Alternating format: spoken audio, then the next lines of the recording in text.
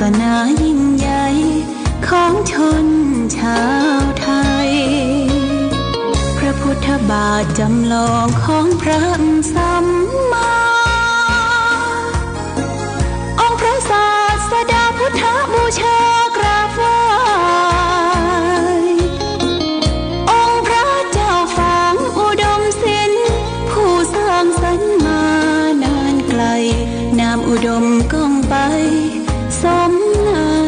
ฉายาก่อนเป็นวัดร้างโบราณสืบสาน2524พระมหาราชครูเกษราปัญญาปรมาติกาจารย์จากวัดดับภัยเชียงใหม่สืบสานเวลาผ่าน131 ปีนานไกลวัดพระบาทอุดมรุ่งเรืองงามตาเจ้าน้อยบุญธาวงศาข้าหลวงพวงเชียงใหม่ปกครองหัวเมืองฟ้าทุ่มเทแรงกายแรงใจทุกชาติพันธุ์รวมใจรักษามัคคี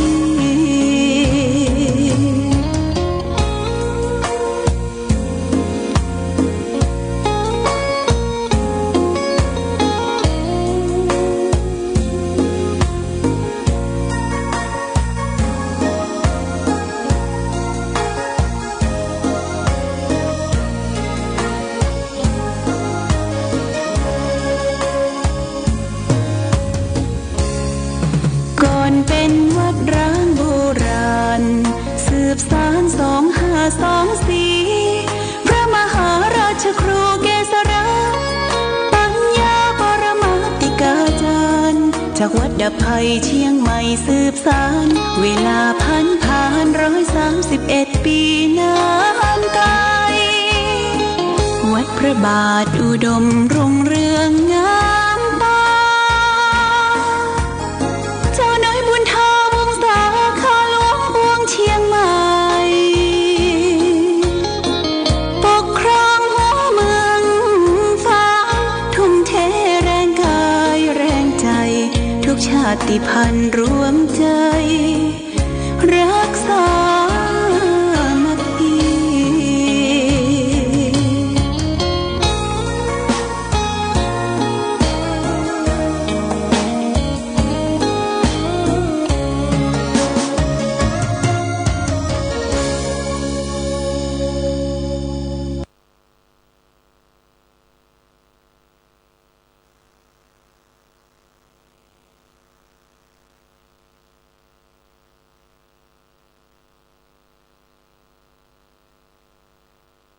เริญสุขศรัทธาสาธุชนญาติโยมท่านพุทธบริษัทตั้งหลายวันนี้รายการธรรมะประทีปส่องต่างก็ได้มาพบปะกับพ่อแม่พี่น้องศรัทธาสาธุชนญาติโยมแห่งครั้งหนึ่งวันนี้เป็นวันจันทร์ที่14ที่1วันจันทร์ที่1เดือนมิถุนายนพุทธศักราช2569ซึ่งตรงกับเดือน9เหนือเดือน7ใต้แรม1ค่ำวันนี้เป็นวันแรม1ค่ำตะวันนี้ก็เป็นวันพระวันศีลใหญ่เป็นวันวิสาขบูชาพุทธศาสนิกชนทั้งหลายทั่วโลกก็ได้ประกอบพิธีระลึกถึงบุญคุณองค์สมเด็จพระสัมมาสัมพุทธเจ้าพระบรมศาสดาของเราชาวพุทธทั้งหลายก็ตะวันก็ได้ประกอบพิธีทำบุญกันไปทั่วตอนเช้าก็มีการทำบุญตักบาตรมีการฟังเทศน์มีการปฏิบัติธรรม ตอนค่ำมาก็มีการประทักษิณเวียนเทียนรอบเจดีย์รอบอุโบสถรอบวิหารรอบพระพุทธรูปองค์พระประธานที่ตั้งไว้ในวัดต่างๆได้จัดได้เตรียมกันทำไปก็เป็นที่เรียบร้อยทางวัดพระพุทธบาทอุดมก็มีการปฏิบัติธรรมการปฏิบัติธรรมก็คือได้เชิญชวนญาติโยมอุบาสกอุบาสิกาพี่น้องศรัทธาชาติพันธุ์เป็นพี่น้องไตใหญ่ประลองคนเมืองได้มาร่วมขึ้นวัดปฏิบัติธรรมกันก็ได้ลาสิกขากันตั้งแต่เมื่อ7 โมงเมื่อเจ้านี้ได้รับทานอาหารภาคเช้าข้าวต้มก็ปิกบ้านปิกจองกันแต่ละที่แต่ละแห่งก็ต้องขอบคุณอนุโมทนากับศรัทธาญาติโยมที่ได้มาร่วมกันระลึกถึงพระสัมมาสัมพุทธเจ้าได้ทำบุญทำทานสร้างเสริมบุญญาบารมีได้ฮือทานตักบาตรแล้วก็ฟังเทศน์ปฏิบัติธรรมประทักษิณเวียนเทียนไปกันเป็นที่เรียบร้อยวันนี้ก็จะเป็นวันหยุดแห่งวันหนึ่งวันหยุดชดเชยหน่อยญาติโยมวันหยุดชดเชยแต่ว่านี่เป็นวันวิสาขบูชาวันอาทิตย์ก็เป็นวันหยุดของราชการบ้านเมืองเป็นวันสำคัญของพระศาสนาเป็นวันวิสาขบูชาวันนี้ก็เป็นวันชดเชยอีก1 วันนี่ก็เป็นเรื่องที่เราและท่านทั้งหลายได้รับทราบเดือนมิถุนาย่างเข้ามาก็เดือนเก้าแฮมละญาติโยมเนี่ยเดือนเก้าแฮมเดือนเก้าแฮม8 ค่ำนี่ก็จะเป็นงานประเพณีส่งน้ำพระธาตุพระบาทพระเจ้าระแข่งอนุสาวรีย์ครูบาเจ้าศรีวิจัยที่วัดพระพุทธบาทอุดมนะก็เชิญชวนญาติโยมได้ร่วมประกอบพิธีอันสำคัญเป็นประเพณีประจำทุกปีวันอาทิตย์ที่7นี่ก็จะเป็นการบวงสรวงดวงวิญญาณของพระเจ้าฝางพระนางสามผิวที่นาบอสวาที่ตั้งอนุสาวรีย์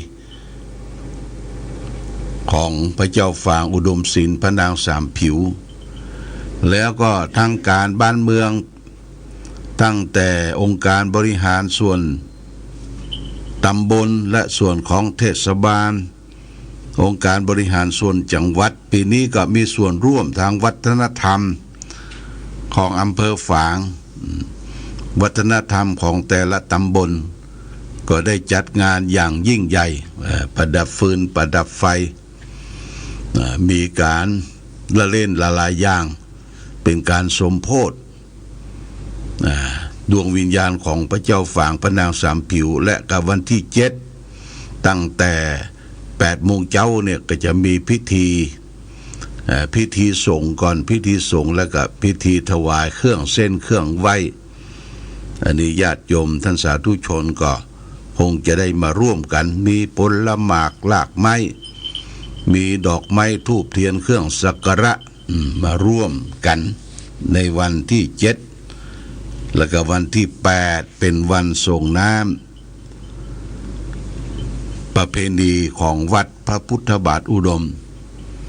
ทั้งนี้ทั้งนั้นญาติโยมท่านสาธุชนก็ได้มีส่วนร่วมเป็นเจ้าภาพเนอะ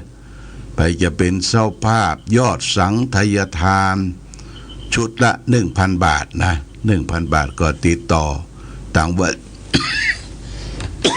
ติดต่อต่างวัดได้ก็ขอขอบคุณโมทนาวันนี้บ่ได้เอารายชื่อมาอ่าน วันพรุ่งนี้คงจะเอารายชื่อมาอ่านอนุโมทนาขอบคุณกับญาติโยมท่านสาธุชนทั้งหลายที่จะได้มาร่วมถวายภัตตาหารเพลอาหารเพลถวายจตุปัจจัยทายทานในวันที่8เนี่ยตรงกับเดือน9เหนือแรม8ค่ำนี่ก็เชิญชวนญาติโยมสาธุชนร่วมบุญร่วมกุศลด้วยกันวันนี้ได้มาพบก็จะได้นำสาระธรรมะนำมาฝากให้แก่ญาติโยมท่านสาธุชนทั้งหลายมันอยู่ในพระไตรปิฎกเป็นพุทธภาษิตที่พระพุทธเจ้าตรัสว่าสุโขปุญญัสสะอุจจโยความสั่งสมขึ้นซึ่งบุญนำสุขมาให้สุโขปุญญัสสะอุจจโยการสั่งสมซึ่งบุญขึ้นซึ่งบุญเนี่ยนำความสุขมาให้คำว่าบุญนี่ก็เป็นคำที่เรียกเราก็มักจะทราบกันไปทุกว่าการทำบุญชื่อว่าบุญเป็นสิ่งที่ความชื่นใจทุกท่านทุกคนก็ต้องการได้บุญได้ความชื่นอกชื่นใจตรงกันข้ามกับคำว่าบาปตรงกันข้ามกับบุญบาปแปลว่าชั่วแปลว่ารามกนะบาปนี่แปลว่าชั่วแปลว่ารามกสกเปรตทำบาปเมื่อใดจิตใจเขาก็จะเร่าร้อนกระวนกระวายเมื่อจิตใจเร่าร้อนกระวนกระวายแตกพล่าน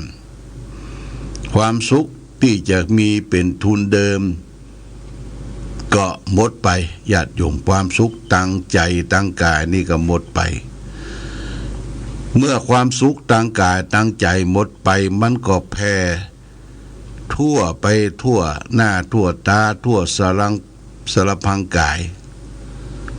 เช่นว่าเฮาไปบอกบุญเนี่ยไปแจกซองบอกบุญก็เรียกว่าเขาบ่รับละเรียกบอกบุญไม่รับบอกบุญไม่รับอันนี้เป็นเรื่องที่สำคัญเพราะฉะนั้นการสั่งสมบุญ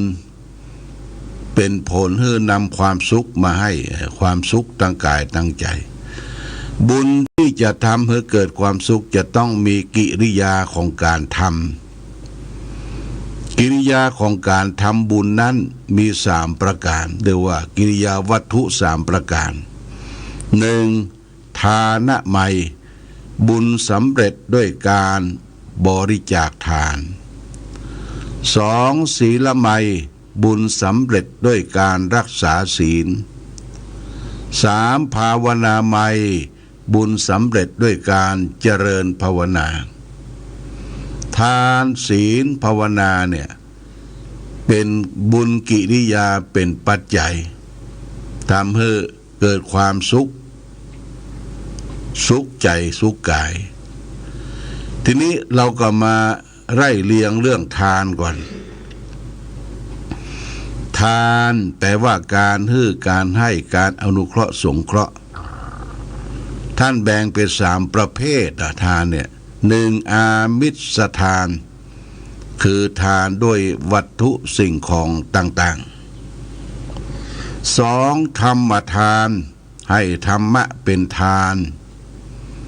เช่นกล่าวคำแนะนำพร่ำสอนชักชวนไปในทางสวรรค์สร้างความดีพิมพ์หนังสือหนังหาแจกเป็นธรรมทานหนังสือสวดมนต์หนังสือคติธรรมที่นำไปใช้ทำวัดสวดมนต์สาธยายมนต์นี่ก็เรียกว่าธรรมะเป็นทาน 3. อภัยทานคือการอภัยซึ่งกันและกันเมื่อเรามีการกระทบกระทั่งกันทางกายวาจา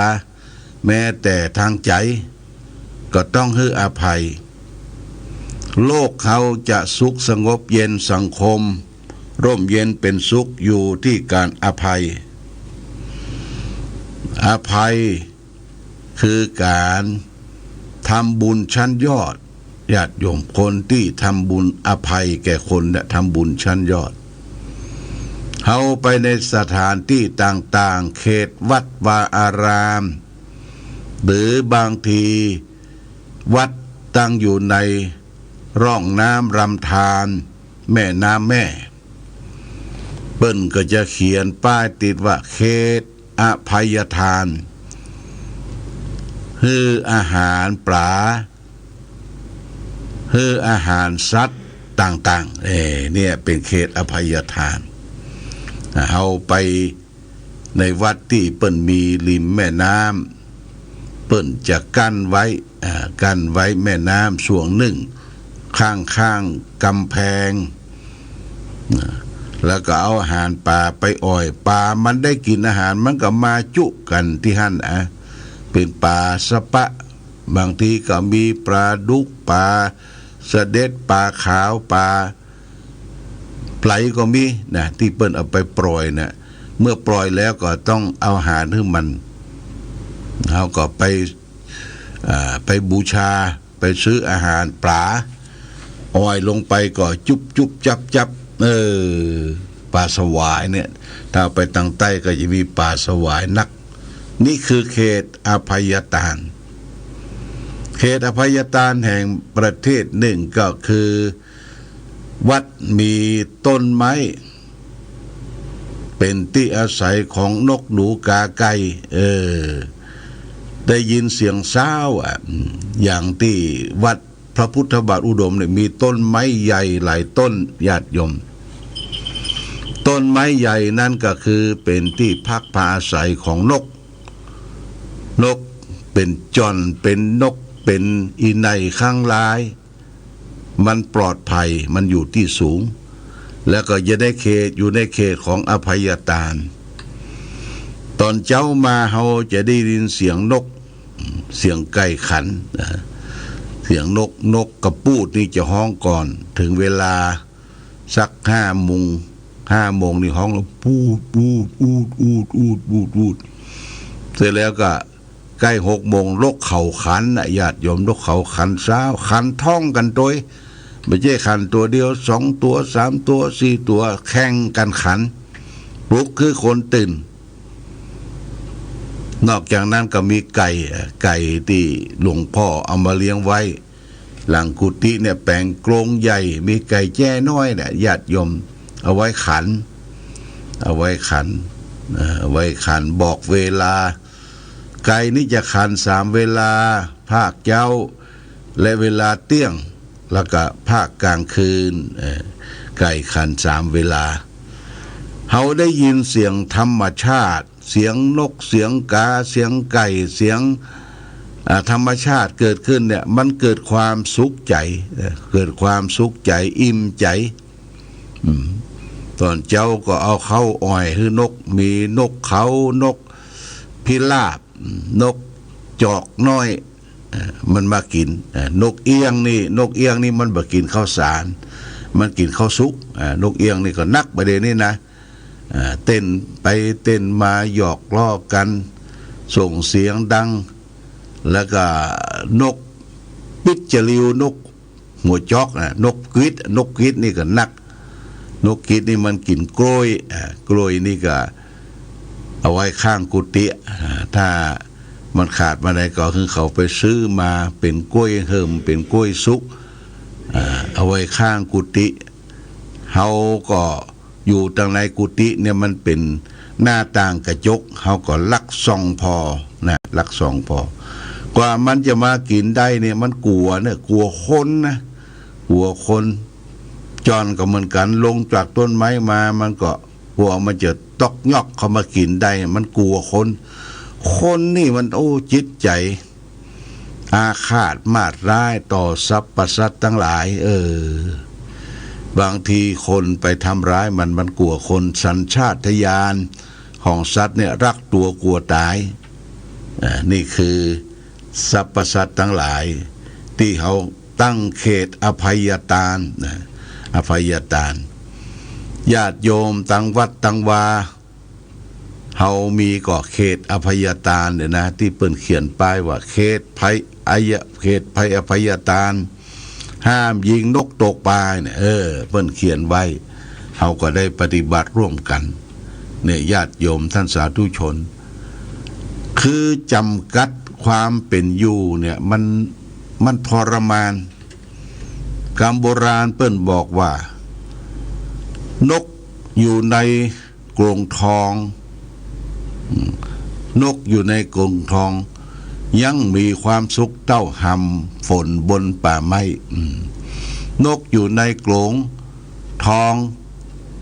บ่มีความสุขเท่ากับหำฝนตากแดดตากฝนบนป่าไม้มันมีความสุขมันเป็นอิสระนะญาติโยมอิสระแก่ใจเปิ้นเอาเฮาไปขังก็ตอกยอกได้กินอยู่แต่มันก็อยู่อย่างเก่านะสภาพเป็นห้องคับห้องขังเป็นกรงที่มันอิสระตอนที่ว่าเฮาอยู่บนป่ายไม้เนี่ยจะไปบินไปไหนล่าไหนไปเสาะอาหารการกินที่ไหนได้เนี่ยมันอิสระนี่หมายความว่ามันปลอดโปร่งโล่งอย่างทุกสิ่งทุกอย่างทางสภาพจิตใจเพราะฉะนั้นวันนี้เรื่องอภัยทานคือทานสูงสุดนะคืออภัยทานแก่สรรพสัตว์ทั้งหลายญาติโยมก็วกมาถึงชุมชนครอบครัวเนี่ยครอบครัวเนี่ยจะไปพิษจะไปเถียงกันจะไปข่มเหงคะเนงร้ายกันอภัยทานซึ่งกันและกันนี่เราได้เสพข่าวทราบข่าวเนี่ยทางโทรทัศน์ทางทีวีทางหนังสือพิมพ์ข่าวสารว่าทำร้ายกันแย่งผัวแย่งเมียกันเอาปืนมายิงกันญาติโยมปืนมายิงฆ่าฟันบั่นทอนเอามีดมาเอามุยมาซับกันเนี่ยอาฆาตมาดร้ายคนนี้อาฆาตมาดร้ายต่อสรรพสัตว์ต่อคนที่อยู่ร่วมกันนี่เพราะฉะนั้นเปิ้นจึงตั้งบัญญัติว่าคืออภัยทานเป็นทานที่ประเสริฐอภัยทานแก่สัตว์ทั้งหลายแก่ผู้คนที่อยู่ร่วมโลกด้วยกันผัวเมียอยู่ด้วยกันก็ต้องอภัยทานอภัยซึ่งกันและกันผัวเป็นไฟหรือเมียเป็นน้ำดักเขียเมียเป็นไฟก็คือผัวเป็นน้ำดับเขียดับไฟเฮาดับเฮาบ่สู้เฮาแพ้เฮาเป็นพระเขาชนะเขาเป็นมารเนี่ยแพ้เป็นพระชนะเป็นมาร